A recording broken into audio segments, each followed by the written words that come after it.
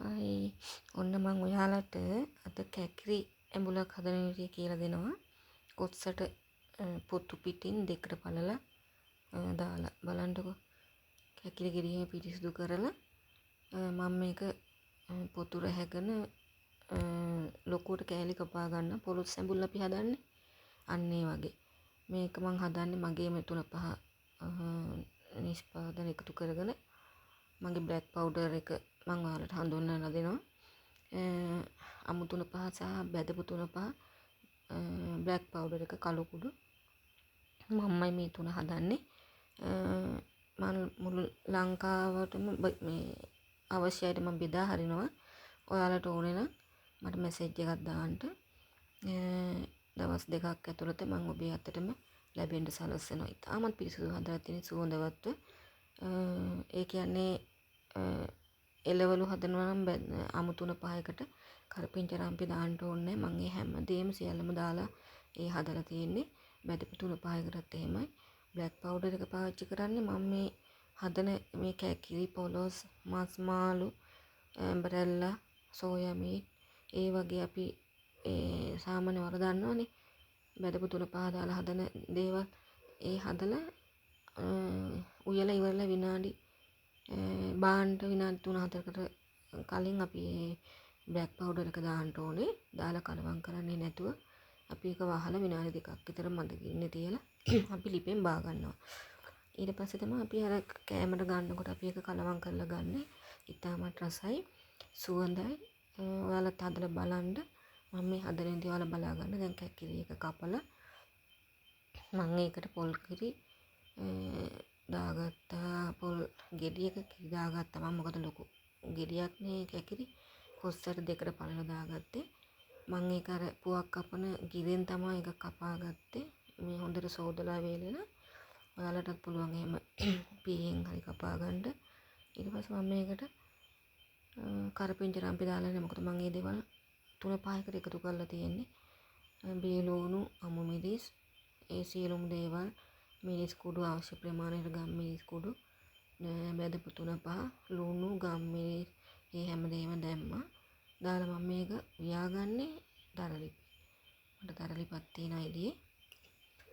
ඉතින් මම මේක මන්ද ගින්නේ උයා ගන්නවා. අපි පොලොස් හදන්නේ. මම මේක හවස ලිපේ තියබ්බා. හවස ලිපේ තියලා මම උදේ තමයි මේක ආයෙ බාන්නේ. මොකද පොලොස් එක උයනවා වගේම තමයි මේ කැකිරි එකත් මම හදාගන්න. දැන් බලන්න ඔන්න උදේ ලිපේ රස්නෙට මේක තැම්බිලා තියෙන්නේ. මම උදේට ආපහු ගින්දර ටික දැම්මා. මේක අර මට බ්ලැක් පවුඩර් එක එකතු කරන්න ඕනේනේ. ඔන්න දැන් මගේ ඒක ඉදලා තියෙන්නේ. බලන්නකෝ. රස පාට කොස්සට එහෙම හොඳටම තැම්බිලා තියෙන්නේ. මේකට කොස්සට දාන්න පොත්ත පිටින් දෙකට පළලා. එතකොට මාරම රසයි. කැකිරි ඔන්න දැන් මම මේ බ්ලැක් පවුඩර් එක තමයි මේ එකතු කරගන්නේ. බලන්නකෝ.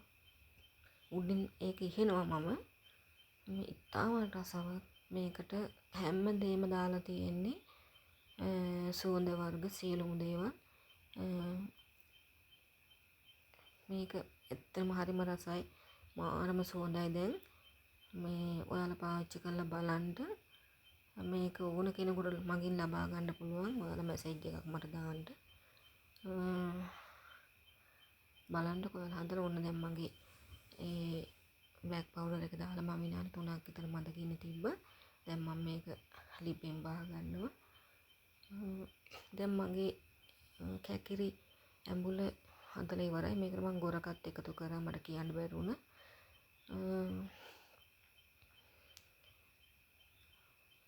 සුදු ලුණු ඒ වගේම තමයි මම මේ බ්ලැක් පවුඩර් එකට එකතු කරලා තිනවා ඉඟුරු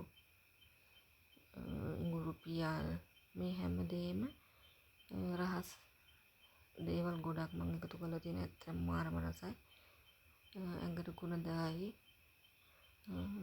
ස්වභාවික දේවල් එකතු කරගෙන මම මේ බ්ලැක් පවුඩර් එක හදලා තියෙන්නේ. ඔයාලත් බලන්න අරගෙන ඉතින් ඇත්තටම මගෙන් මේ ගත්තු ගොඩක් අය ඇත්තටම මට ගොඩක් හොඳයි කියලා තියෙනවා. ඇත්තට මේ විදිහට හදලා බලන්න පොලොස් අඹ ඇම්බරැල්ලා මාළු ඇඹුල් තියල් වගේ දේවල් වලටත් මේක දාන්න පුළුවන්. දාලා බලන්න කිසිම ආය අමුතුවෙන් දාන්න ඕනේ කුරුඳු එනසල් කරාබු නැටි. ඒ කිසිම දෙයක් දාන්න ඕනේ. මොකද මම මේ හැමදේම දාලා තියෙන රම්පි කරපිංචය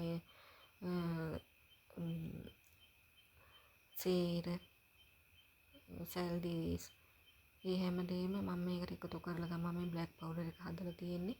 ඉතාමත් ගුණයි. හදලා බලන්න. ඔන්න මගේ කැකිරි වෑංජනේ.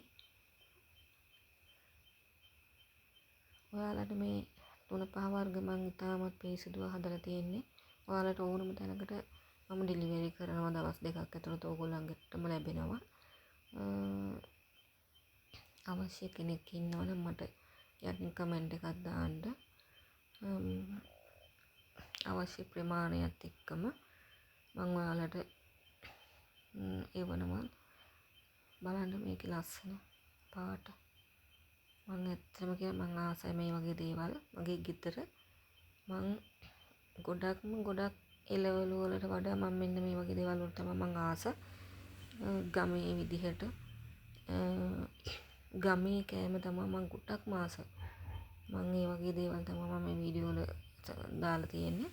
ඔයාලා බලන්න මේ වීඩියෝ එක අවසන් වෙනතුරු මේ බලලා මට මේක හොඳ නම් අඩුපාඩු තියෙනවා නම් මට කමෙන්ට් එකක් දාන්න.